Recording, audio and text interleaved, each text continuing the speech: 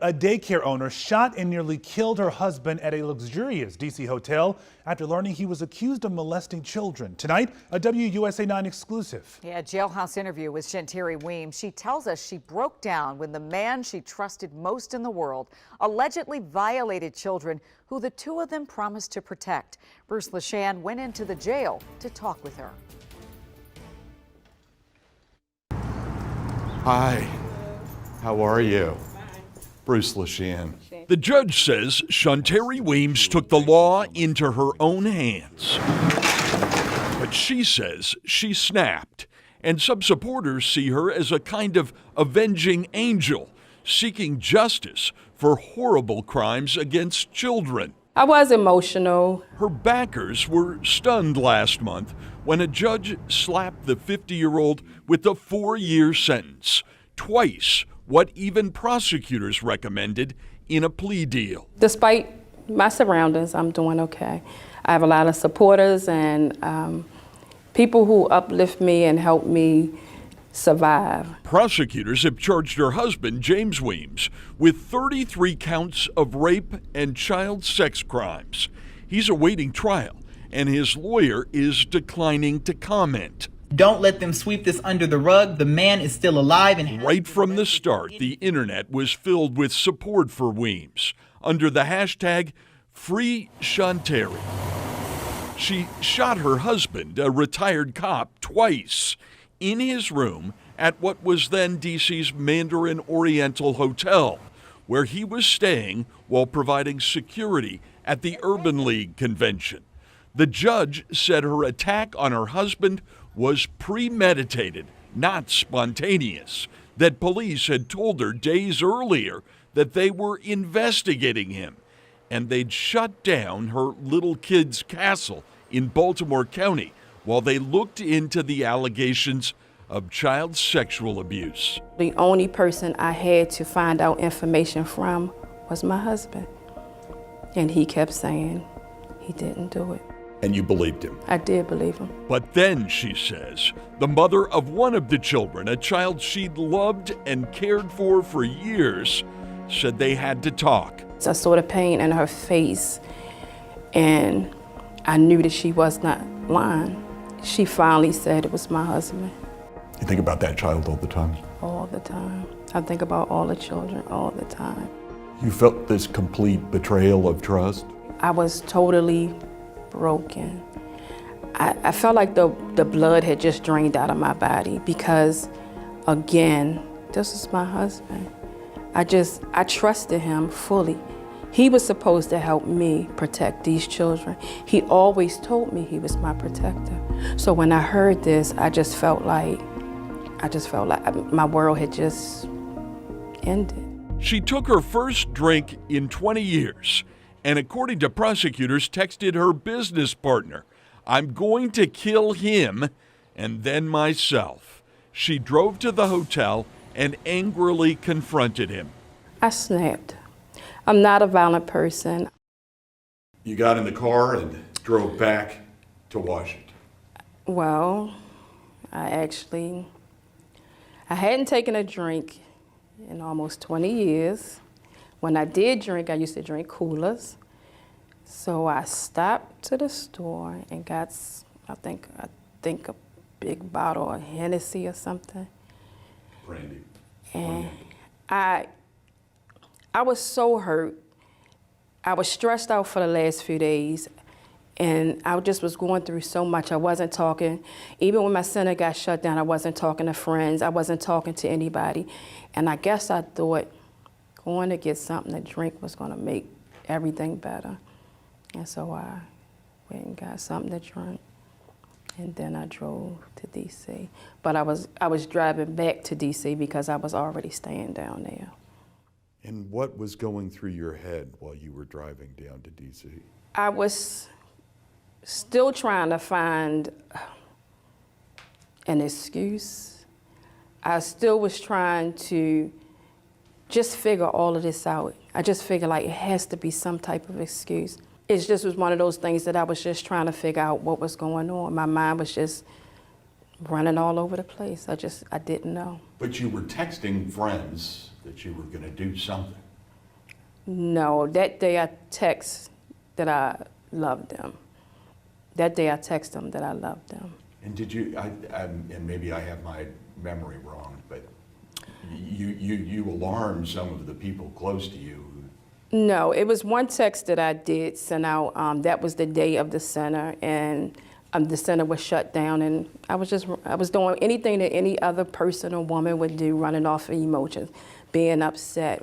You know, when we get in an argument, we say things, and we are upset, and that's what it was. I was upset because I was trying to figure out what was going on, and I was just left in the dark. It was just running off of emotions. So when you got to the hotel and your husband came back, what happened then? I came in the room, I sat down, had my pocketbook on my lap. I was working on the laptop, and I had just finished a phone call with customer service. And he came in, and he went to the bathroom, we got to talking, and I think emotions was high. I equated to the situation was kind of like a fire. He was fuel, I was fuel. I was badgering him all week. He's agitated. I'm calling him while he's working. And I think we poured that fuel in the fire and it just blew up. We got to arguing, fussing, and one thing led to another. How could you bring yourself to pull the trigger on your own husband? I snapped. I'm not a violent person. I'm not a person that goes around. I've never been in trouble. I'm not a person to go pulling guns out or ready to fight. I'm the one that people call when they get hot-headed and they need me to talk to them and be like, it's not worth it. I snap. But you didn't shoot him just once. You shot him a second time. I did. In the neck?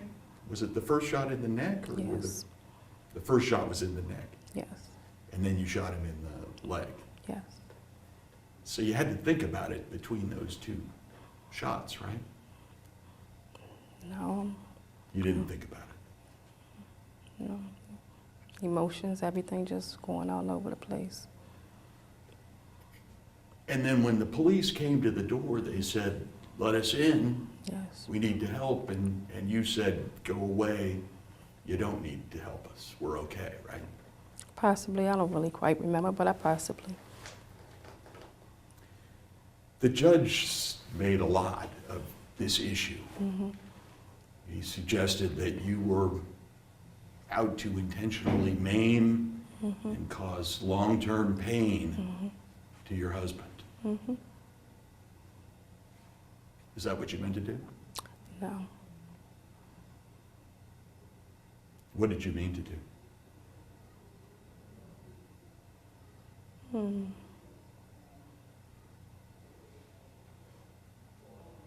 Good question. You don't know. I don't know. And did you think about pointing the gun at yourself too? Initially, yes. But, you know, I was telling the police to come in and shoot me, and they was telling me, though, that they wouldn't. But I did.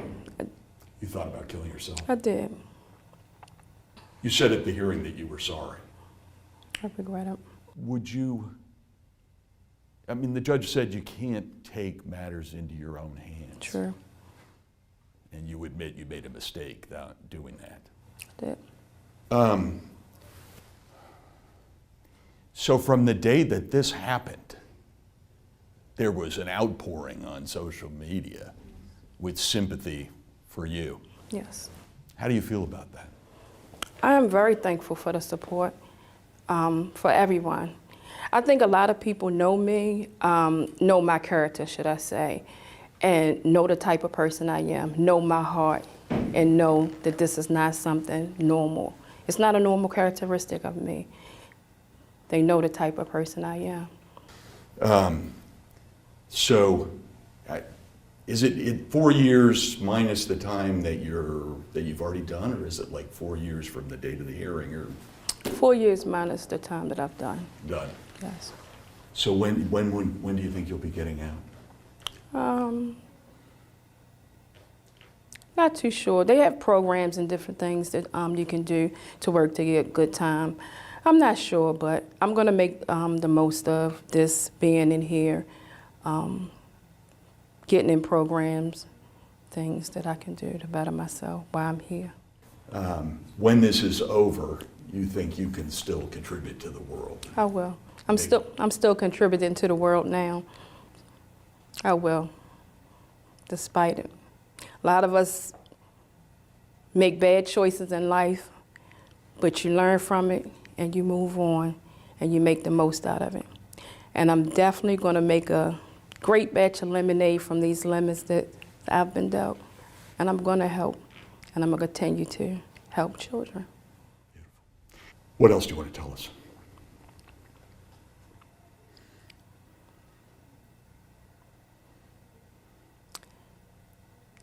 Just want the world to know that didn't make the right choice, quite the right choice, but I am going to make the best out of the situation and continue to give back to children. I want to educate. I want everybody to know I'm really thankful for all those who are supporting me and know my character and know the type of person I am. I just want to tell everybody thank you. Weems filed for divorce late last month. She has been cooperating with investigators who have charged her husband with molesting 4 different children, boys and girls, 9, 10, and 11 years old. And she hopes when she gets out of prison in about 4 years to start a nonprofit to fight child abuse. And I'm definitely going to make a great batch of lemonade from these lemons that I've been dealt. Weems' lawyer has just filed a motion asking the judge to reconsider her 4-year sentence. At the D.C. Department of Corrections, Bruce Leshan, WUSA9.